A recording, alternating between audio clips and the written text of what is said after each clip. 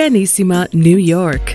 Your exotic skin, hair, and beauty source, and your one-stop shop for all your natural and organic skin and hair care, featuring authentic organic Moroccan oil and prickly pear seed oil and much more. Bringing you only the best, straight from the source and proudly produced in the USA. So what are you waiting for? Shop today at www.arganissima.com. Arganissima, New York. Your beauty is our duty.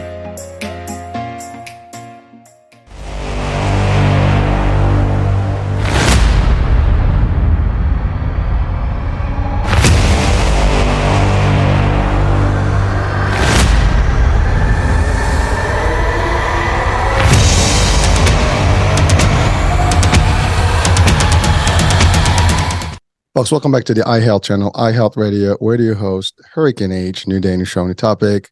Great guest. Of course, all my guests are great, and but today is going to be a different, spin on a topic we've talked about in the past. But this is going to give us a little bit of an invention concept, some legal stuff, and also some background on the practice of chiropractic medicine.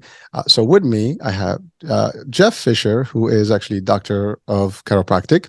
And he's going to tell us about his practice, but also his invention, which is, literally utilized today in the industry. And it's a core system that helps people. And then also he's going to talk to us about some other work he does. Very interesting stuff. So we got a real nice ride today. So let's welcome Jeff to the show. Jeff, welcome to the show. Hi, thanks for having me. Appreciate your time. No, my pleasure, man. I know, this was exciting because most of the people hear about chiropractic and chiropractors, and they just think that, you guys are the ones who just kind of pop the bones and and just make them feel good. Right. I've used chiropractic myself, in the past. I had an injury and, I had it as part of my treatment, and it was great. It does that, but it does a lot more. But just for, as in the initial, stage of this discussion, can you just guide us through what does a chiropractic, doctor do, and what is chiropractic medicine in general? And then we can start, dissecting the rest of it. Right.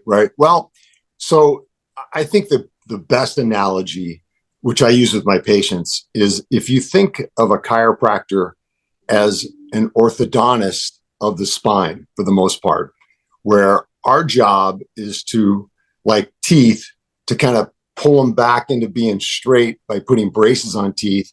We use our hands or different tools or apparatuses to move bones in the same correct positioning over and over and over again to restore normal curves. So we actually accomplish a few things at the same time. As one, we're trying to restore the normal alignment that God intended for our bodies to walk on the planet versus gravity, one. And then two is to restore normal motion, which is key to us enjoying every aspect of our normal daily lives and having fun. And then the third thing, which is incredibly important, is restoring our nervous system. So the messages that come from our brain go down our spinal cord and then out through our nerves to control our muscles and tissues and organs and all the important functions that we need as humans. So I would say chiropractic in a nutshell is the restoration of normal curves, the restoration of normal motion, and the third, which is probably maybe the most important, is the restoration of our neurological system and its ability to function at its maximum capacity. So kind of in a nutshell there. I love it. And as a matter of fact, I love how you started with you're the orthodontist of the system, right? That's just funny as an analogy, but I mean, I can see that. I mean, it's amazing how you put that, and we all understand that you have problems with your teeth and you got to fix them and get them in place and do all that work. And you're right, but our body, our skeleton is there, and you have all these structures that's the founding structure of our bodies, right? I mean, without this whole thing, you're not going to be like, you'll be like a little dummy, right? So it's important to have the right posture, and that's something that we all experience in life. I think everybody at a certain point of their life, they have problems in their spine, neck, in other parts of the body and the nerve system. We hear about pinched nerves. We hear about, all these things. And, now more than ever, you and I were having the discussion about the phones. We all like looking like this, and our neck is like all crooked. We all like, have that little problem on our neck these days. Yeah. I mean, like we can't live. I mean, I've seen these little inventions that they have now in the market where you put it on the neck and you put a phone so it starts in front of you, so you don't have to. Yeah. You just and also it is. I know for a fact that this is something that a practice that helps a lot in the accident world. I mean, people get injured. I mean, it's almost like a necessary piece of the practice, or at least the prognosis treatments. And so let's talk about all that. Like some of the implications or applications rather of the chiropractic medicine. Yeah. So if you think of it as all healthcare and all treatment, you want to start with the most conservative levels of care first. I mean, nobody wants to jump into surgery right away. Of course, right? And most people are kind of afraid of having surgery. And by the way, I've had 3 surgeries on my neck. So unfortunately for me, I know the ramifications of having some severe, spinal injuries as good as anybody on the planet. But if you look at healthcare overall, you always want to start at the most conservative level first. And most people jump right into over-the-counter medication. And at that level, it's at the lowest level where you're only treating the symptoms of how you feel. You're not really getting to the source or the origin of the problem. You're covering it up. And there are some, good applications for that. I always tell my patients, I don't want you to suffer.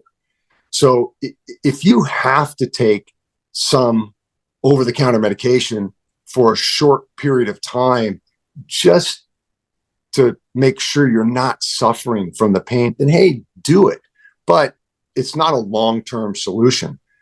So from that level, at the very lowest level of taking, pain medication, then you move up into different therapies. You have, physical therapy, you have massage, you have stretching, you have training, working out with weights and things like that. And if you have problems that are more on a muscular level, you can handle a lot of those issues with those types of conservative care. And then the next level up is chiropractic, because in chiropractic, with our spinal adjustments and trying to correct the spine, we can get into the spine and help the function and the positioning and the relief of pressure on nerves. And in many instances, especially with car accident patients, people that are hurt at work, any type of spinal injuries that don't need surgery, we can handle those. So there's a huge area or huge volume of patients that chiropractic can help. And what we're taught, and what we, because I teach at my school, the Southern California University of Health Sciences, we train our students and our interns that you go through your course of chiropractic treatment.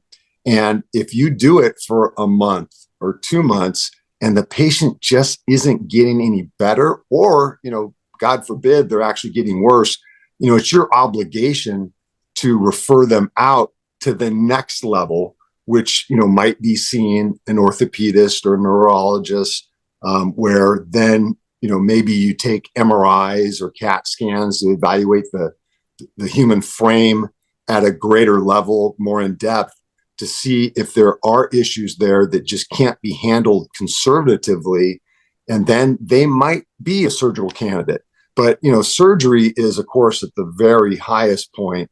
But, there's this huge gap that didn't always exist between, where the lower levels of conservative care all the way up to surgery wasn't handled, but chiropractic can handle, this large area in between.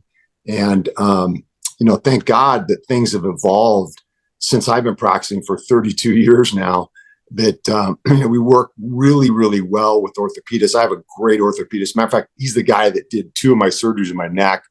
Fantastic surgeon, Nitin Bhatia. He was the head of spine for UCI, which is a huge university out here in California.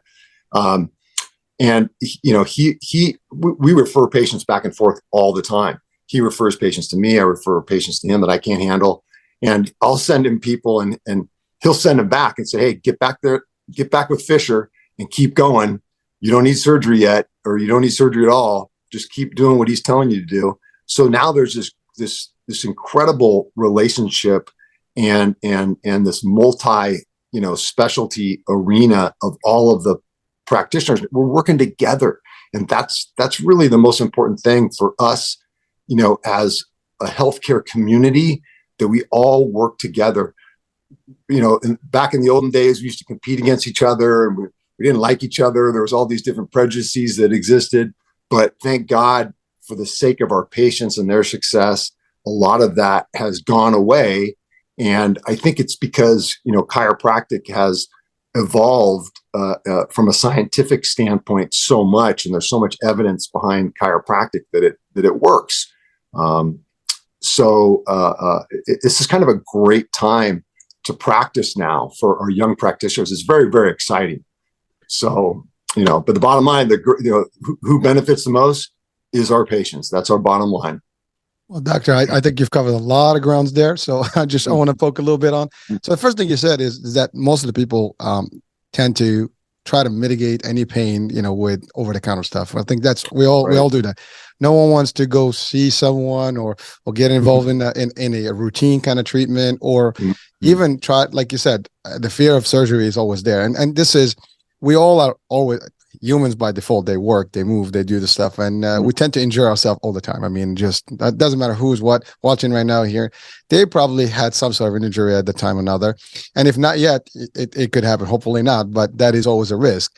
We talked about weather earlier. I mean, you never know. You walk, you slip, you fall. That could be a problem. I mean, you talked about employment and job, sites where people can get injured at work. And accident is a dime a dozen. I mean, unfortunately, it's just the way it is. I mean, as much as there's so much education and awareness about driving and all the laws and stuff, people still drive, drunk, and crazy stuff happens.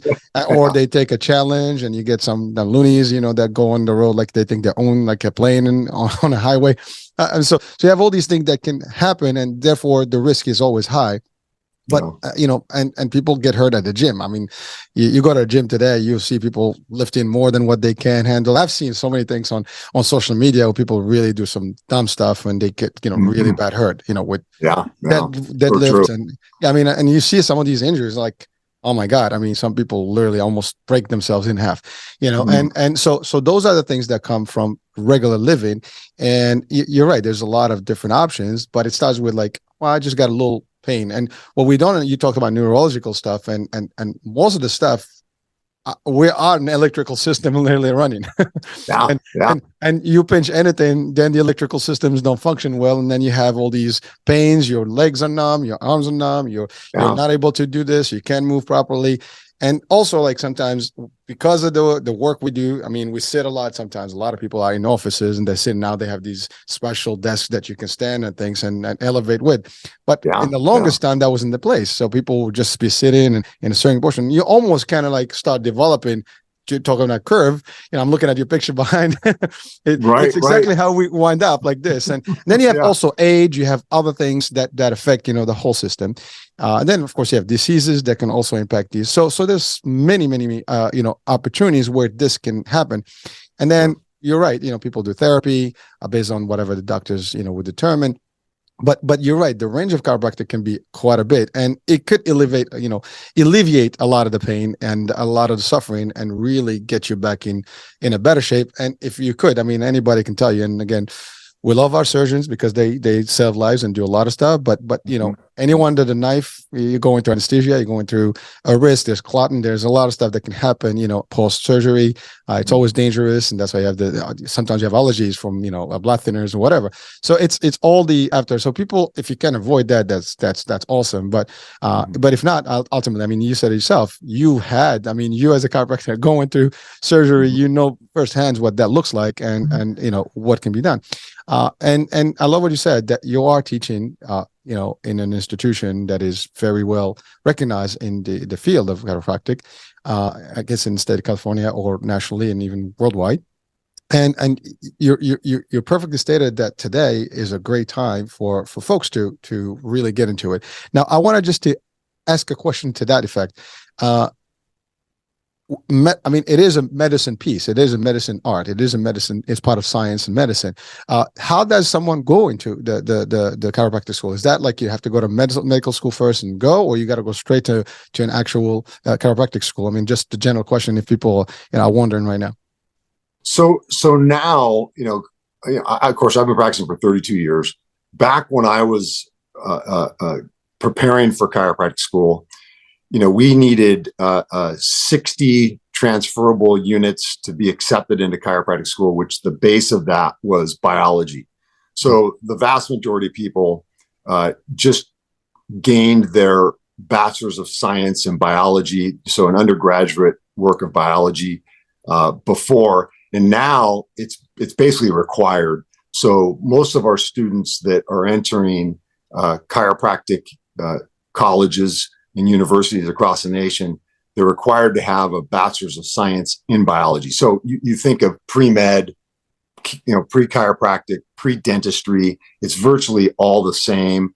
You have to take anatomy, organic chemistry, biochemistry, physiology, all the basic science courses first. And then once you're accepted into chiropractic school, that's where you start to get more of your clinical training. Like our school here in California, the Southern California University of Health Sciences, we have options for programs where students can do like what I did back in the day.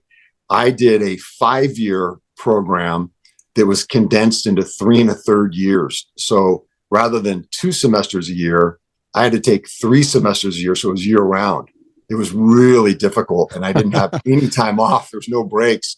But now we've divided it up, and we give the students options where they can do, their 10 terms of 3 semesters a year, or they can divide it up over 4 years, where they're just like medical school. They take 4 years, and then you have to do your internship or residency and get ready to take your boards. So it's a long process. I mean, it can take 8 years total of training and studying before you can become licensed in certain states. Wow. I mean, I was going to ask that next question, like what's the time frame looks like? I mean, 4 years, and then you add up, quite a bit. I mean, it is pretty lengthy, but again, it is important. I mean, it is a practice that requires a lot of knowledge, because I mean, you certainly want to be helping people, and you have to know what you're doing. And I love that there's practice to it and things. So thank you for clarifying that. So if everybody watching and listening, now you know what to do and how to go about it. And certainly it is something that is needed in our world. So the next one is, you mentioned something about a couple of things. One, you talked about, let's say, pinched nerves, and I think you kind of alluded to that. So what are some of the typical diagnoses that you actually see, where people they need actually some sort of chiropractic work? Well, let's go from the lowest point up. Patients initially, they come with pain, and we have to determine where the pain is being generated from. And of course, us as chiropractors, the vast majority of the treatment that we provide is spinal related. So it can be irritated nerves, pinched nerves, which can originate from the spine. Not to use too sophisticated of terminology, but we have facet syndromes, we have subluxations, things like that, where the bones of the nerves or the bones in the spine are actually pinching or compressing the nerves. And then, yeah, exactly. I felt that. I just felt that. Yeah, right. But then I would say a big chunk of the conditions we treat are disc bulges and disc herniations, which everybody, most everybody's heard of. And, it's our job to take that pressure off the nerve so the nerve can function 100% at its maximum capacity. And we have lots of different techniques that we can use, but the primary one is our spinal manipulation, our adjustment, where you hear that popping or clicking in the spine. And that, so many people are afraid of hearing that because it's kind of a creepy sound. So it's like you're snapping the neck, poof. Yeah, right. Oh, you're breaking the bones, but the reality is it's not, and it's actually a very natural reaction or phenomenon that happens, and it's pressure release. So like by using my hands, if you can see, if you cup your hands together and you create the suction, and I'm not sure if you can hear this, but a little bit. It's hard. Listen. That. Yeah. I heard that. The pop. Some people say it's air, but is it really air? No, it's not. The technical term is called cavitation. And what happens is those bones get sucked up against each other. And in the human body, the joints where the bones touch each other or come close to each other, they're soft and they're moist and they're filled with fluid because they have a capsule around it. So it's the fluid in the joints that cause that suction, and they get up there tight. And then when you pop it off, it's actually the reverberation or the rushing of the surrounding fluids go in, and they smack each other. Like if you take anything, if you take your hands, even air, when you hear, thunder, it's that air just crashing against the molecules, and it makes the sound. And so, and the reality is, the louder the pops and the more pops, that means your joints are healthy.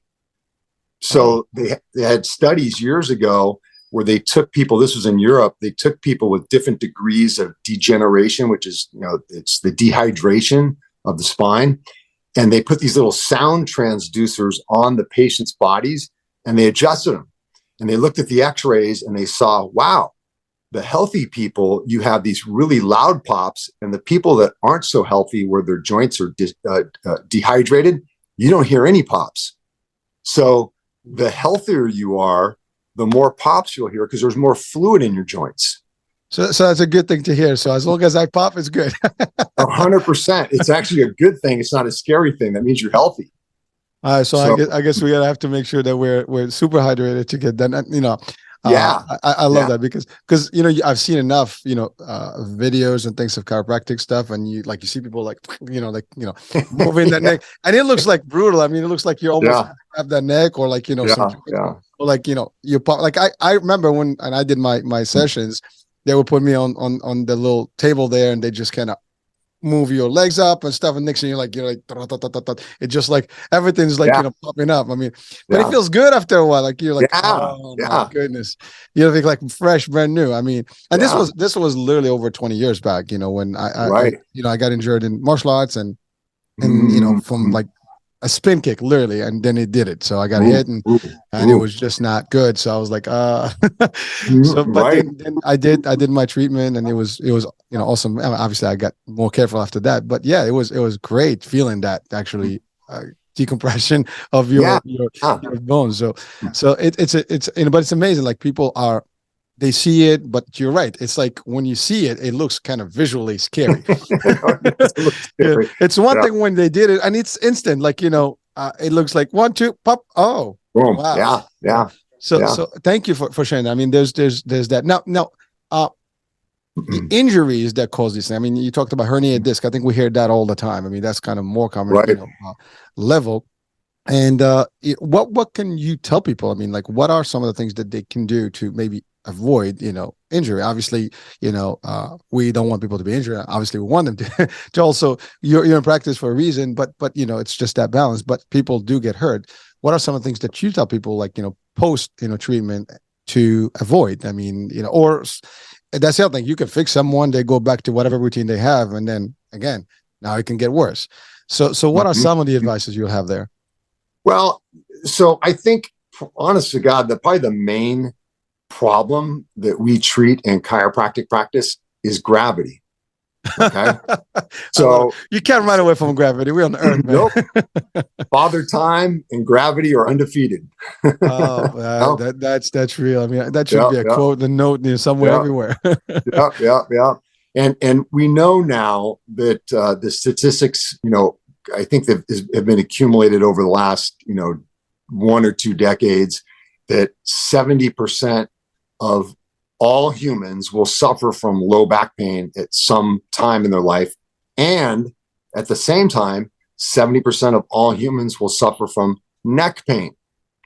Okay. So we have found, because of our poor postures, and especially because the evolution of computers and smartphones, and even more so now, because of, COVID and people working at home and having poor workspaces, the ergonomics of their workspaces have not been ideal, because they may be sitting at their couch on their computer and hunched over their computer and losing, like here, I don't know if you can see me from the side, but losing that normal curve in our neck, because God intended us to have that natural curve in our neck, our natural curve in our mid back and low back. It's slowly been going away because of poor posture, poor body positioning, a lot of different factors.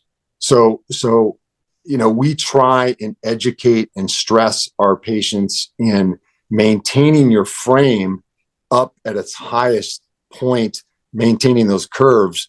So, simple things. We'll tell patients to, raise their monitor up so they're actually looking up at it rather than looking at it or down. And also too, using our smartphones, even just holding it closer to our eye level really helps eliminate that loss of curve, which now there's actually a new term that they use called tech neck. So tech neck. Yeah. This is it. You're like this. Yeah, it is. That's 100% it, so, gravity and poor posture creates a big pool of patients that suffer from, numbness and tingling in their hands or their arms. They get headaches, they get neck pain, they get, super tight traps and upper back. And in chiropractic, we can treat all of that, by our adjustments and therapy and things like that, to help restore those normal curves, which is really fun, because you can see patients, evolve and progress in your practice and see how they're improving and getting better. And, not only they feel it, but they live it. They live it. Well, Doctor, thank you for that. I mean, so some of these things, like, when you curve your neck and all the stuff, I mean, is reversible as long as you take care of it. It's not, or it could be permanent if you don't do anything. I mean, is that even an option? Yeah. It's so, it's like anything, if you leave it for too long, it can become a chronic problem, where when there's actual bone changes and disc changes, where things shrink down and they get closer to each other and you get bone spurs that grow out, then you might have a more permanent situation. Like me with my neck, after my first surgery, I was actually afraid to get adjusted because I had the surgery, and my surgeon told me, he goes, "Look, you wouldn't be in here for this second surgery if you didn't get adjusted more." And I went, wow, well, I was afraid to get adjusted, and I'm a chiropractor. So thank God he told me that. This was years and years ago. So now, I tell my patients who do have surgery, after they're stable for about a year, and the whatever hardware they put in there has grown in and it's not going to move anymore, they still can be adjusted.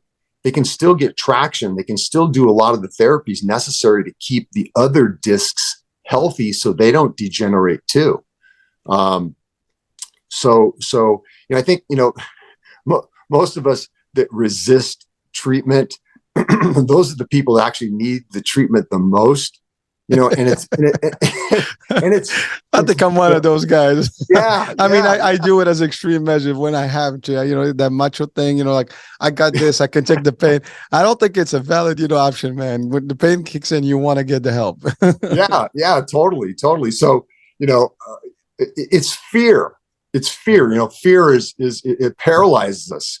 And when you're in a moment or a part of your life when you're in fear and you're afraid to do anything, the best thing to do is move, go anywhere. It doesn't matter. Just get out of where you're at. And I know it's difficult because I was afraid too to get in, but you got to try it. It's better than sitting there and doing nothing, because it could evolve into something that's more permanent, and then nothing can help you but maybe surgery. And you want to avoid that. So people have to overcome their fears to get more motion in their spine. And initially it might hurt a little bit, but you got to give it time to do its work and try and help the body restore its normal motion and normal positioning, Well, thank you, Doug. So another question that comes to mind is that I know some people are born with some potential defects in their skeleton and the structure. Yeah. Are there any are they, first of all, I guess, fixable, or repairable, or maybe like things that you can help them, in terms of either alleviate the pain or even remove whatever those I guess shapes or defects, I would call them, for what it's worth. Is there what kind of, those problems that you see, and, are they, what's the percentage that can be fixed and versus not, or maybe that's ultimately surgery, is a mandatory, step? Well, that's a great question. I think probably one of the main ones is scoliosis, which is the S-ing. Like you can see my little spine here. This is from the side view, but some people have that from the front view, which is not normal. And some people are born with scoliosis. It's primarily on the mother's side that's passed down to their daughters, because it's been found that scoliosis is a little bit more prevalent in women than it is in men. But you can be born with scoliosis, and you can correct it if there's not actual bone changes where maybe one side of the bone is smaller and the other side of the bone is bigger and they're wedged. But if the anatomy of the bones are normal, you can restore normal curves. But it's just like putting braces on teeth. You have to be adjusted over long periods of time. One of the original studies that I was in, we took before, during, and after x-rays on patients, and we treated them just like the same principles as orthodontistry.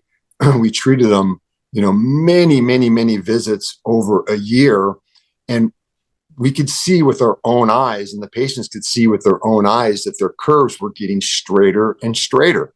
And we didn't even originate the study. The studies were originally done in Alabama by a group called Biophysics, Chiropractic Biophysics, where their goal was to restore normal curves. And they could see that they were actually doing it.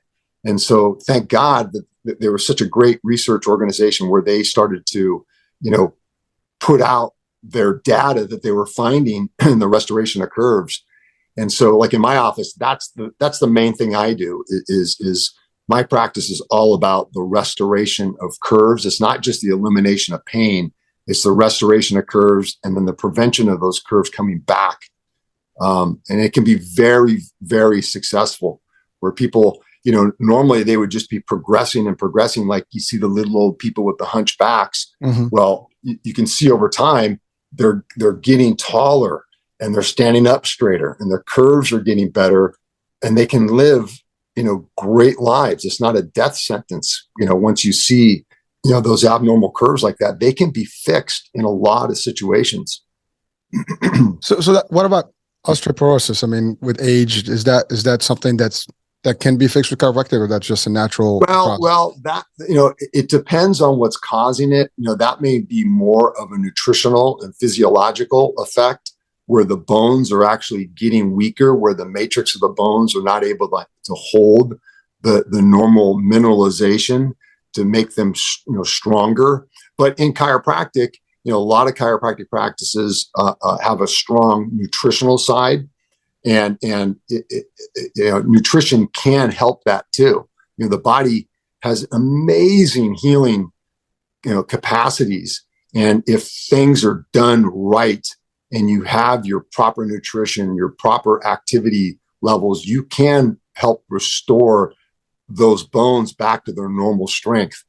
But in some situations, if it's so severe and it may be some type of inability for your body to metabolize and to hold on to those minerals, then you might have to resort to stronger medications to help, hold and keep those minerals in the bones to keep them strong. So thank you, Doc, for that. So there is a nutrition aspect to this whole thing, and are there things that we are doing today or wrong in terms of our nutrition that can contribute to not having the proper posture or having these problems?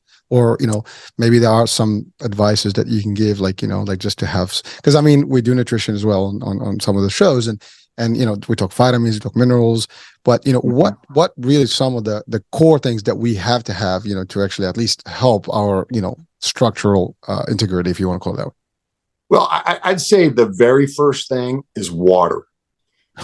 Interesting. And it's as simple as that, is that most of us, we're drinking coffee, we're drinking Cokes and soft drinks and, hard drinks. Drinks with a lot of sugar content. And over time that dehydrates the body. And, we're made up of, 75%, 90% water. And especially like in our discs in our spine, it ranges anywhere from 50%, closer to almost 90% water, depending upon what layer of the disc you're looking at, from the collagen fibers, because you have type 1 collagen fibers on the outside, type 2 collagen fibers closer to the middle, and in the center we have these proteins called proteoglycans that hold water, almost like a baby diaper, holds water in the center of the disc. And, the disc dies over time by being dehydrated. That's what degeneration is. So water is hugely important for so many daily functions. So that's the number one thing. If you could just switch from all the soft drinks and the coffee and teas or whatever you drink, and just drink water on a regular basis. Like, you see people walking around with these big jugs of water. That's a great tool. That's a great thing to prevent problems from happening in the future. So that's one. Two is there's so many vitamins out there now. There's so many incredible, different companies that make some really high quality vitamins. But if you're just taking a simple multivitamin, if you're not taking anything at all, you should be taking at least some multivitamin to make sure that you're getting the proper nutrients that maybe your diet doesn't offer you. Like, it's almost like an insurance policy or a safety net. If your diet, if you're not eating enough vegetables and enough fruits and things like that, you have to supplement your diet with a proper amount of vitamins to make sure, because those vitamins are important for our body to function from a physiological standpoint. And then, of course, like I've done this more recently. I've gone back to intermittent fasting, and I have more of a keto-based diet where I have healthy fats, I have healthy proteins, but I'm minimizing the amount of carbohydrates in my diet, because carbohydrates, like if you look at breads and cereals and chips and crackers, white rice and pasta and things like that, they taste really good. But the problem is, if you're not exercising and you're outputting energy and burning energy, all that stuff can turn to bad fat in your body. So there are things that we can do that are really simple, but it takes a lot of discipline to do it. And it's hard for people to do it, which I totally understand. It's so easy to go to fast food, and we have such fast lives. It's so easy to go and do those things. But if you look at the the quantities of food on plates when you go to a restaurant, there's all these fillers. There's potatoes, there's French fries, there's bread. They bring these constant little, baskets of bread out to you, and you're just eating those up, and they're filling you up. But it's just calories. There's not a real nutritional substance that you're putting in your body for your machine to work. So, I guess that kind of puts in a nutshell of some things you can do. well, no, thank you. That's actually very, extensive stuff. And unfortunately, most of us would not even relate, for example, water to your bones. I mean, we think water is good for your skin, for your kidneys, for, maybe your blood, but not really for your bones. And I think today, I mean, it's just for people watching, listening. Now, we need a lot more water to keep that structure. Yeah. But you mentioned something also just as powerful about, the nutrition and the diet types that we have these days. So have you seen, I mean, you practice long enough that, there's a whole new generation ahead now that is growing, and pretty much their diet is limited. I mean, I think our, children, I can see it with my own. I mean, they don't have a lot of diversified. They don't eat fruits. They don't eat vegetables. They're picky. And a lot of it is just the fast food, as you said. So there is not enough intake, and most of them don't even want to take, minerals and or supplements. And so, have you seen an increase in children's, chiropractic problems, if you want to call it that? I've noticed that two things. One is their inactivity and their poor nutrition. So, they're not exercising enough. They're on their computers, they're on their smartphones, they're on their, I don't even know what they're called anymore because my kids are older, but they're what do they call Game Boys? Game Boys. What are they, well, they have computer games. Yeah, they're on their computer games all the time. So that is really kind of a sad generational problem that's been happening. I see kids come in with really, really bad posture. And it's because they're in such a technological world, and they're just addicted to being on those devices all the time. And they're not outside playing catch with the football and baseball, chasing each other around like we used to do. Like our parents used to say, "Hey, get out of here, go outside and play, get out of my hair." Now they go, "Here, just go on the computer, get out, just go on your stupid computer and get out of here," which is a problem. And then also too, because we live such fast lives, it's so much easier to feed our children prepared meals. It's quick, it's easy, it's cheap, and it takes time to cook vegetables and prepare fruit, which is, it's really a scary, scary thing that I really worry about our future generations, because they're growing up in this environment. They're being taught this is normal.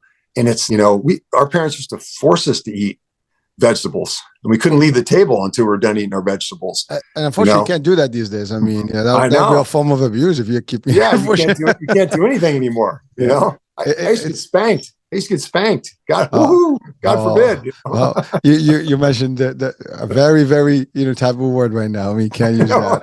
I know. Listen, I've been there. Listen, we're old school, I guess. We're prehistoric, maybe. I don't know, but yeah, dinosaurs.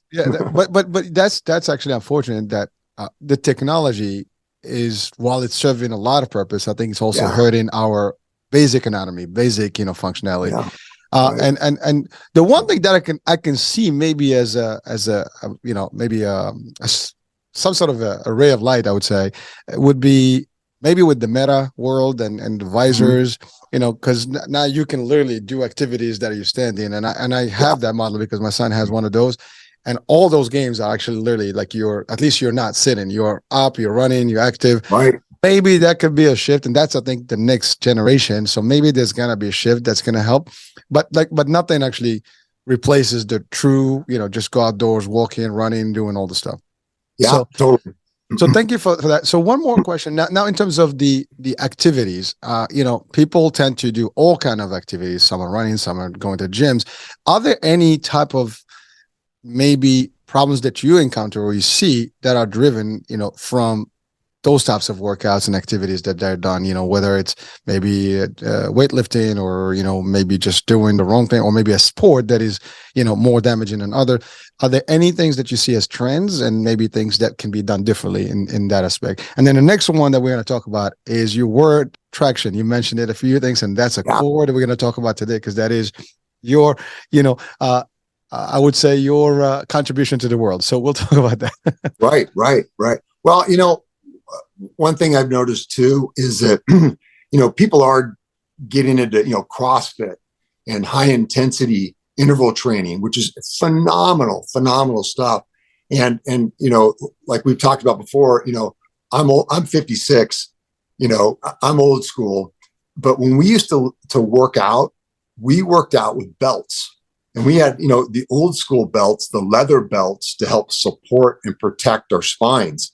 And I don't know when it ever happened where people say, oh, don't use the belts. It makes you weak. Well, it's the complete opposite. It doesn't make you weak. It enables you to lift higher weights to get stronger. But at the same time, it's protecting the integrity of your spine. So belting up and using supportive type, apparatuses where you're wrapping your knees or wrapping your elbows, those are all preventative measures. Your muscles are still contracting underneath them, and you're still, while using them, you're able to load your body with more weight, more resistance. So your muscles are only going to get stronger, but what's happening is you're protecting the joints. And that's critical, because when you get a joint injury, that can become more of a permanent problem, because if you injure the bone or the disc, that can be permanent. So by belting up or using, those elastic bands to wrap around your knees and your elbows, or putting those neoprene sleeves on your knees or elbows, those things are incredibly beneficial from a preventative standpoint, and you shouldn't shy away from using them. It doesn't make you weak. And who cares if the image is, oh, you can't do it, because you got those things on. Well, when I take them off, let's see how strong I am, Well, thank you for that, because it's amazing. It's almost contradictory, because if you think about even military applications and stuff, exoskeletons is the way of the future.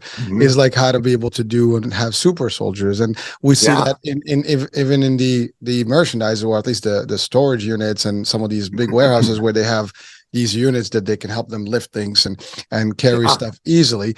And it's amazing, because that's really the next generation. You want to have these little extra things and compression and so on. So your body, to your point, is like really in the best shape, and it helps your structure. And there's very little, I guess,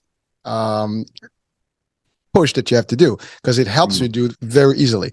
But you're right. I think again, it's all that concept, like, you're, you don't look good. How tough are you if you're going to put this stuff in? And unfortunately, people do fall for that personal, I guess, vanity, whatever you want to call it, because like that's the ego part that plays. To me, well, you said it best. I don't care what people think. It's my body, because if I'm hurt, you're not going to be there for my pain. Right? Oh, for you. I don't need that for you. I just want to be good. So, but thank you. If you lift heavy weights, you have a spotter, right? Yep. I mean, that's your spotter. There's your so you can have a spotter on your body at all times to help protect you and help you get that extra rep, or maybe add an extra 10 or 20 pounds to your workout, just like having a spotter there. It's the same concept. You wouldn't lift without a spotter when you're going heavy. So why wouldn't you lift without a back brace or elbow braces or knee braces? It's the same concept. Well, thank you, Doc. That's important. Again, for our viewers and listeners, I mean, these are all great advices from Doctor, and understanding that if you don't do, you will be seeing Doctor.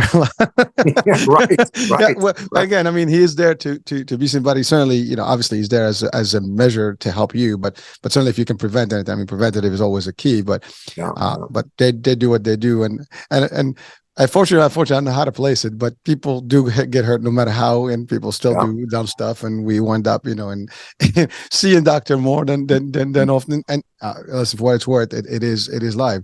But so now, traction. That's a keyword you've used a couple of times, and I know that is part of what you've put into this world. I mean, you've discovered some need maybe years back, and you decided to invent something to, like mother is what do you call it? Necessity is mother of invention.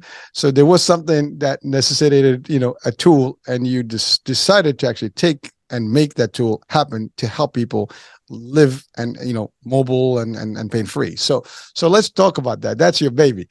Yeah. So yeah, the mother or father of invention is necessity. And I had unfortunately for me, I was a very slow moving target on the football field. So I've had, herniated discs in my neck. And so I had disc problems, and they got to a point where it was so severe, I couldn't sleep. I could barely work. And I started using traction in my office, because I had one of those big mechanical traction tables. But unfortunately, I couldn't take it home with me. So at night, when I'd come home, I was in agony and I couldn't sleep. So I just started rigging things up at home on our railing, our stair railing. And I came up with this aha moment of using elastic bungees to create a pull force where I could attach a towel to my head and I could lay down, and it could provide the traction necessary to take the pressure off my nerves and eliminate the pain. And it was amazing. As a matter of fact, this is kind of a funny story. When I came up with one of the first prototypes that worked really, really well, I hooked myself up. I laid down. I was out cold. First time I had slept for, days. And my wife came up and saw me, and she's like, "Oh my God, he's asleep." So she just took a blanket and laid it over me. I laid there for hours. I was able to sleep finally. And then when I woke up, I was like, whoa, what happened? And I looked and I saw, I'm like, oh my God, this thing totally works. So I, slowly started to tinker with it and create new prototypes that I could actually use in my office, where I could experiment with my patients. And my patients were having the same results.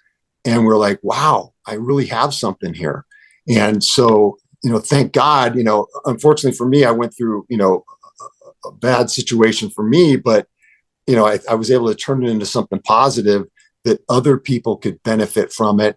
And now that has just evolved into Fisher Traction. And, like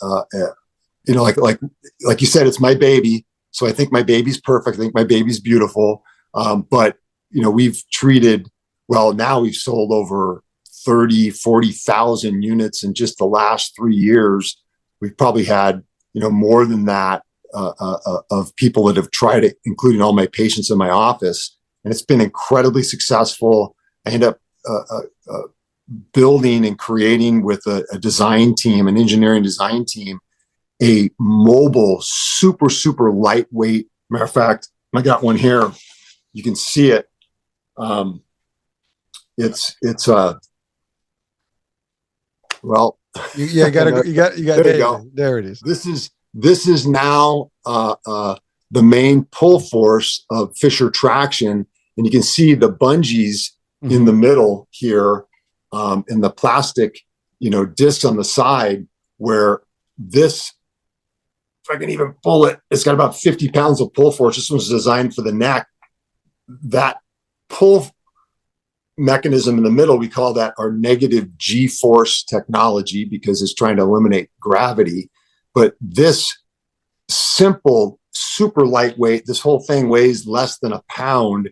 You can hook it to your doorknob, lay down, and get the proper traction necessary to decompress the spine, take pressure off the discs, take pressure off the nerves. But even more importantly, it helps to rehydrate the discs, so it keeps the discs healthy, and it can help draw back a disc bulge or disc herniation if you use it frequently and consistently enough.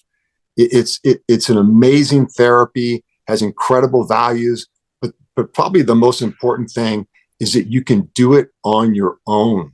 You can do it, you can control it as a patient or a user, and that's where you get the most success. We found that in our studies, that if you use it for 21 consecutive days, every day for 21 days, either in the morning or at night, that you can have incredible results. And if after 21 days, if this doesn't work, then you're going to need to go to the next level and you might be a surgical candidate.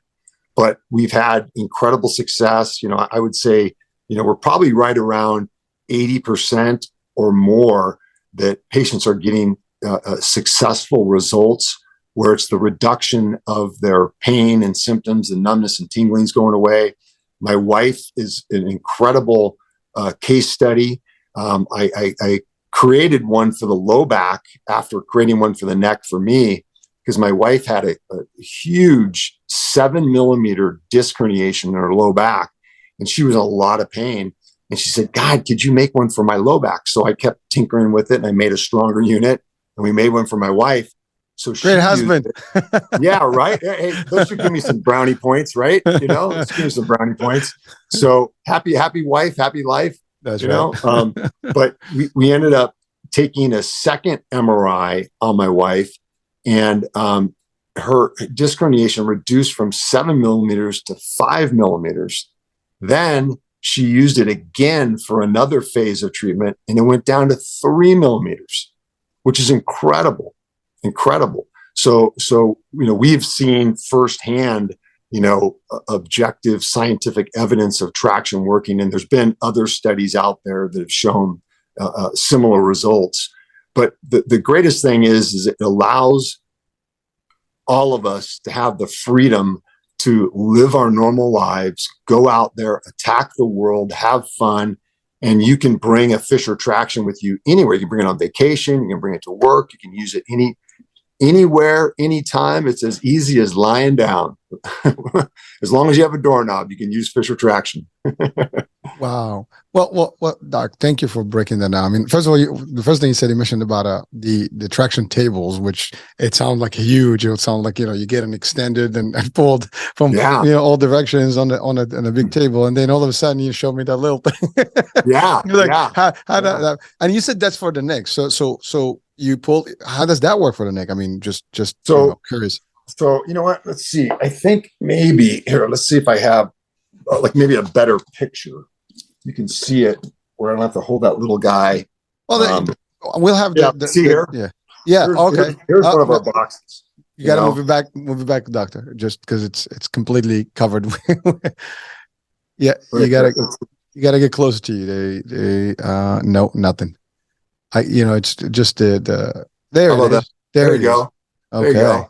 So you can see that where you lay down on your back and you attach it to a doorknob, and the negative G-force technology, which is the pulling mechanism in the middle, and then you see in her hand she's holding on to what's called the release strap, and that release strap is really a key component to getting proper decompression, and that's one of the proprietary components to my invention, is that you go through these phases of pulling, and then you go through a short phase of relaxation or resting phase, so that your body and the disc is able to absorb water into the disc. So if you think of it as our discs, they're like sponges. They don't have a direct blood supply, so they receive water by diffusion. Okay, so like if you squeeze a sponge, you squeeze all the water out, but then as you stretch it, it pulls back up. Pulls it back in. Yeah. But then you have to allow for a resting phase for the molecules inside the center of the disc to actually absorb the water, so they can maintain it, and you create that rehydration or the hydrostatic pressure in the disc to keep them healthy. So you can prevent degeneration. You can help restore some of the normal function of the disc if you do have degeneration by going through traction on a regular basis. It's hugely important, huge, because of gravity. Back to gravity again. You're fighting against gravity. Doctor, thank you for actually showing it. It gives more clarity and how it works. I think that is not only awesome. I mean, just hats off, whatever. You've Thanks. literally, because the ideology here is that this is something you can take with you anywhere, as you said. It's small, Yeah. it's light, easy to use, and certainly you can help yourself. Take away some of the pain. You Yeah. mentioned something powerful when it happened to you. You couldn't sleep. I mean, part of our health and immune system relies on sleeping, Yeah. and if you're not getting enough ample sleep, a day to day, that is not going to get you anywhere. It's going to get worse for you. And Yeah. and we don't actually sometimes correlate these two things. And really, when you think about it, like you had so much pain, obviously with pain, you can't go because you're like constantly, like your nerves are like throbbing and, your brain is like fired up. But as soon as you took away that pressure and that, the source of the pain, you were just like, okay, time's out, light out. Yeah. And it was good. But I think that's for all our audiences. I mean, I know that people are watching right now, listening, guaranteed, I'm not even going to doubt that a percentage of us, if not us or someone we know, has a problem that can be resolved with this particular, solution. And I think that is important. I mean, yes, obviously you got to check with your physician and your specialist, and your chiropractor, because you don't want to just use any system. And that's my question to you. Now, this equipment, the Fisher traction, does that require a prescription? Or is that something that they can order just by default? No, but the FDA approved traction for home use many, many, many years ago. So it's a class 1 FDA cleared home device for therapy. It's incredibly safe because it's actually pulling your bones away from pain sensitive structures. So you don't need a prescription. You can buy them over the counter. We do sell directly to healthcare providers that give them out to their patients, but you can try it. And obviously if it doesn't work, you send it back after 30 days and you get your money back. You can't even beat that. I mean, a 30-day guarantee, 30 money back guarantee is always a good one. But I know you're covered enough. That's not the case. But that was an important question, because some people say, well, I have to go to a doctor. I have to do this. Well, ideally, you do want to have to go to a doctor just to see what the problem is, because you may be treating the wrong thing, right? But once you determine that there's that's definitely going to help you, just in the next stage, and it becomes part of your routine, and ultimately give you a little bit of, again, mobility, pain-free, living. And I think without pain, life is beautiful, but pain can destroy every day. I mean, you cannot be, you'll be in a bad mood. You're not going to function at work. You're not going to function, in your family. Probably going to be, very, very, just nasty to people. It can create a lot of problems for you. So I think, removing that pain issue is important. So thank you. Now this is, again, available worldwide, I guess, on your website and any other, DME, I would say, provider. Yeah. Durable medical device. It's on Amazon. It's if you just research, you go at fishertraction.com or on Amazon and look up Fisher Traction, we're on there. We've got, I've created a great library of educational videos that are on YouTube. I have a YouTube channel that, if you look up Fisher Traction, I've got, hundreds of videos on there about traction, about chiropractic, about exercises, things like that. So you can get it, everybody usually goes to Amazon right away. That's an easy fix. Well, you got Prime. It's easy, right? Yeah. Right. So it's out there. It's available. And if you ever have any questions, you can always email me. We're still a mom and pop company. My wife and I pretty much run the whole thing, with help from others, but, I'm always available. I actually love it because, my life is chiropractic. My life is helping my patients. I love talking about, trying to help people to any capacity that I can. I answer the vast majority of all the emails and all the questions that patients have, whether it's on our Facebook page, Instagram, whatever it is. I answer the questions, and people send me, copies of their MRIs, send me their X-rays, and ask for my opinion and help. And I'm there for them. That's one great aspect about our company and our purpose and our what our goal is just to help as many people as we possibly can that suffer from spinal pain. Well, Doctor, I can tell you, maybe after this show, you're going to get a lot of emails and texts. So get busy. Okay. Get ready for that. Well, listen, I love it. I mean, I will do whatever I can on my side to actually, share, and really, because I believe it can make, and what's more important in this whole picture is that you are patient zero. I mean, really, and you don't get a lot of that in a lot of different worlds. I mean, you don't get the one that actually created this because they used it themselves and it worked, and then they apply it in real life. Plus, you have the expertise behind it, and that's the other thing. Like, you're getting the responses from the source, from someone who actually understands the dynamics and the whole world. So I think that is unique, and so I'll be your supporter here. So awesome. Because again, I like we talked about, this is about educating, enlightening, inspiring, motivating, and helping people. Yeah. If there's a resource that can help, I know what it is. I mean, I've been, living with some pain, and believe it or not, even today, even doing shows, as you said, sometimes my neck does hurt. So I got to do all my stretching and stuff, because you're like this and you're like looking at the camera, and then doing all the social media stuff. It does take a little toll. So you got to have, some knowledge about this. So I really appreciate it. But there is one part of, we've covered a lot of grounds, and I think we're just a little over the hour here, but there is one piece of the work you do in this world that is unique. And so you're an expert witness. Yes. Am I getting right? Right. Yes. So let's talk. What is an expert witness? Well, you have to be qualified, and I've taught, I've practiced for many, many years, and I don't know, decades ago, because I've been doing this for 32 years, I was hired originally on a case. And it wasn't my patient. It was this attorney had reached out to me and said, "Hey, Jeff, could you take a look at this case for me and give me your opinions of, do you think that this individual's injuries were related to," it was actually a slip and fall. A guy fell on some cement stairs and injured his low back. And they couldn't figure out why he was still having pain. And so, as a chiropractor, we take looks at the human body at a little bit different angle, where we're looking at position and motion. So I took these special flexion extension x-rays on this guy's low back, and I found that he had this instability in his lower spine, where he had ligamentous damage, and it was permanent, and no one else had found it. So then I went and I testified on this case, and the attorney got this huge settlement.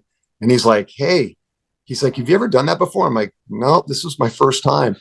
Ever since then, he's hired me on, oh my God, I don't even know how many cases, but then it kind of evolved into word of mouth. He had told other attorneys and said, "Hey, this Fisher guy, he does a really good job, and he explains things so well to juries. It makes sense. They understand it. You should try hiring him." And then it just happened. It kind of ballooned, where I was being hired on cases, anywhere from 1 to 10 a year. And then I would go and testify in front of a jury, with a judge. And we'd have the defense attorney would cross-examine me and trying to test me out on my knowledge and see if I was even eligible to be qualified to testify on the subject matter that was at hand and under dispute. And I passed every time. I just kept passing and passing and passing. And matter of fact, one case I testified on, this judge in Orange County here in Superior Court in Orange County, he told the attorney, he said, "You know what? That chiropractor was the best at explaining anything chiropractic related I ever heard before." He's like, "God, that guy did a really good job." And so that was the best form of marketing I could probably ever have, a judge, saying that I could do, what I did. And so then I've actually, over the years, I've tried to enhance my abilities and my expertise in those areas where I can, give even more insight on chiropractic cases, on injury cases, surgery cases, things like that. So it's taken a long time, but it actually happened, by happen chance for the most part. But it's fun. It's a lot of fun. I love it. I love to hear myself talk, as you can probably imagine. So sitting and teaching juries, because that's what I do. I don't care what the outcome is of the case, because it's not my case. I'm not getting paid for that. I'm just getting paid for my time. So when I'm there in front of a jury, it's my time to educate them and teach them and help them understand, because they're truly the ones that make the decision of the outcome of what's going to happen. So if they don't have all the information, if they can't understand it to make the critical decisions, then our juror system is worthless. So I love it. It's actually a lot of fun. I don't get I get maybe a little anxious, but I don't get too stressed out having attorneys yell at me while I'm sitting up in a witness stand. Well, they got to do their job, but you're right. I mean, I think first of all, you're passionate about what you're doing and you're enthusiastic about it. You love it and you understand it. I mean, you are an expert. Bottom line. I mean, in my field, I think I'm one of the experts in what I do, and I know that you are in your field. And I'm not talking about media, by the way. It's just in case people watch. Yeah. This is my passion, but it's my other life. But I'm talking about the insurance and the sales and the lead-in and all that. I love that stuff, and managed care in general, Medicare. But really, I know what exactly it feels like. You do like you're a consultant. You're sharing with them what it does, how it works, and then it's up to them to see exactly for themselves whether this applies, it doesn't apply, and then they make a decision. But that's unique. I mean, I have not had one person in my my interviews that actually did that. So you're the first that actually does this type of work where they have to stand. Well, actually, I had one person but it wasn't a government retiree, so he did some work in the government investigative stuff. But not from the public, but really, I mean, from a medicinal, and a practice, being on a witness stand and literally and sharing, how the injuries, how the spine functions, and how the stuff, and breaking it down to people like, oh, I mean, you see it in movies. We've seen it in all the law movies and Law and Order and all those things where they get these folks to like, well, how does this work and how does that work? But now this is. Typically, I think in your area would be like, indemnity lawsuits, accidents, and, maybe like employee, litigation when somebody's hurt at work. So those would be the areas. I mean, unfortunately, these things happen. And to your point, for what it's worth, you're not the one that's making the decision. You're giving them what that means, from a medicinal or like a chiropractic, point of view. And the rest is really up to them. But I mean, so again, for our audiences, if you have not had that chance to hear it from someone who's been in there, well, our doctor here, Dr. Fisher, is one of the experts. And hey, maybe someone here. And by the way, this is only in California, or you've been summoned to other territories? My license is in California, so the vast majority of all my testimony has been here. But I have been hired by insurance companies and third-party claim review companies to evaluate claims in other states. But primarily all my testimony has been here in California.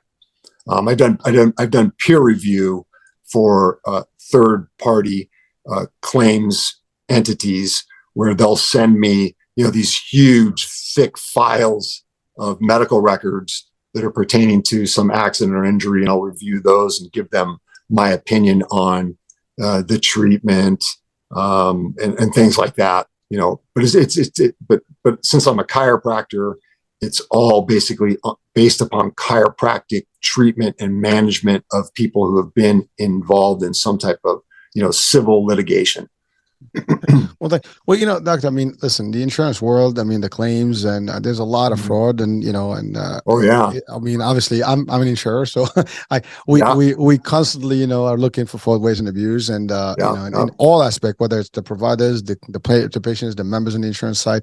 I mean, there's a little bit of everybody, right? And so it's always looking, and expertise does come in play. And again, even internally in the insurance space, we always have medical experts to determine decisions and so on and so forth on whatever providers And I know you deal from your side, because you also work with, some, insurance carriers, as well as some of the government programs where they have, to determine whether this is a warranted procedure. Not Right. everybody qualifies to go to chiropractor, and some plans do offer it, some plans don't. Sometimes it's Mhm. out of pocket. One last, I think we're going to wrap it up because, Okay. I've taken so much of your time, but Yeah. so I know people are always concerned about cost. So we Right. is the cost for the chiropractic, space and just the services that are there, because it's an ongoing, process. It takes few weeks, few sessions, and then the cost, the cost for the traction. So well, let's talk about the general thing. I mean, how does that work in, at least for you? I mean, you take insurance, you do all that stuff, and Mhm. or self-pay. I'm assuming it's the same thing, right? Yeah. So like in my practice, my practice is probably about 90% PPO insurance, Right. So private pay insurance, and insurance pays for chiropractic care. And then if it doesn't, obviously there's an out-of-pocket expense. And right now, I think the national average is probably around $50 a visit for chiropractic care, which is very reasonable. And most chiropractic care doesn't take very long. You don't have to be in an office for an hour to get good results. You can go in, 5 minutes, 10 minutes, 15 minutes, a half hour, and come out and feeling great.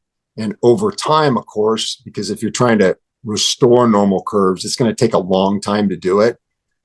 It's pretty affordable for the most part. And of course, how it is with insurance and deductibles and co-pays and things like that. It can get very, very expensive. And that's one of the reasons why I created my Fisher Traction, is because, traction's best, most therapeutic benefits are doing it on a regular basis. And having a device that may cost $100 or $150, you can use my devices for years because they're durable. They're durable medical devices. They'll last for 2 to 3 years, no problem, as long as you keep them out of the sunlight. But you can use it, dry up. right? Yeah, they'll dry up. You can use them for multiple times, which can save you a ton of money. And that's the goal. I mean, we want our patients to get the maximum benefits possible, but at the same time, we need to make money to survive. So there's always that yin and yang of the affordability and the cost to our patients. So that's why I think, like with my Fisher Traction, I think I really, really have hit a home run, because, basically for the cost of 1 or 2 or 3 visits, you can do traction at a therapeutic level at home on your own. And then you can learn how to do it as a tool in your tool shed that you can use whenever you need it at what's best for you, So, well, like all durable equipment, right? It's an investment. You buy it and you use it over time, and so you amortize the cost. It's literally cents on a dollar, so it's not a lot. And but the outcome and the really results will speak for themselves. And so thank you for clarifying that, because I think one of the questions is always like, is this affordable? Is this something I can do? It sounds like it is. And the other thing, I think, not only in the States, I think this is a price range that could be good across, and I'm sure this is something that people can order all over the world. So it's not even, whatever there's DMEs, durable medical equipments sold, this product can be. And so that's another advantage. So it's not limited to California or the States, Canada and other places, nations. Canada, Mexico. Yeah. Yep. Oh, and I'm sure there's other markets. Maybe they're listening right now, like, hey, we want that piece. Yeah, right. And we're trying to expand through Amazon. We're trying to expand to Europe, Australia. I get emails and phone calls from people in Australia all the time about trying to get the traction there. And I've actually shipped units to Australia, but oh my God, it's so expensive, to ship from California to Australia. But we're trying to work on it. Believe me, we're trying to work on it and get the most amount of benefit to the most amount of people around the planet. And hopefully we'll get there. All right, That's well, our listen, goal. I think you're going to do just fine. You've been doing great and about it. Doctor, I really enjoyed the time here, and I want to spend more time, but I know we've run out already. And I appreciate you going over the hour here, but thank you so much for all your clarification, for all your insights. And I've learned a lot. I think our audiences today are just like literally having a crash course on chiropractic business, in a different angle, because we've not done a great show before, but it was talking different aspects of chiropractic, and today is just, and I love it. Like you can get two experts in the same field, and you get two different angles, because it's just different. I mean, and today we talked about more of it, from a creation and invention, and the tools to use, as well as some of the things that you do in terms of expertise. So it's just a different angle for people, and it also sharing another resource for always a great thing, because people always wonder, like, where do I get this? What can I get something to help me out? I'm pretty sure after today, a lot of people are like, oh, I can get this thing for my neck now. I can get this for my lower back. Right. And easily they can do it. They don't. And I love what you said. It's on YouTube. You can just pull up the video and figure out how to do it. So, so Doctor, thank you. Any last words to share with our audiences, just as an advice, before we end the show? I think, one basic principle that we all need to live by is motion is life, and life is motion. So when we were running away from dinosaurs back in the day, if you didn't move fast enough, you didn't exist anymore. So I hope, depend upon where you live in our great country, even if you have cold weather, you got to move, you got to do something, you got to exercise, you got to get out there and enjoy life to its maximum capacity. And whatever you do that enhances your ability to move is a good thing. So do it. Well, with those words of wisdom, thank you, Doc. I appreciate the time and I appreciate everything today. So it was a pleasure and honor. And folks, I hope you enjoyed the show today. And so we'll be talking soon. New day, new show on topic. I'm your host, Hurricane H. Talk soon. Bye-bye.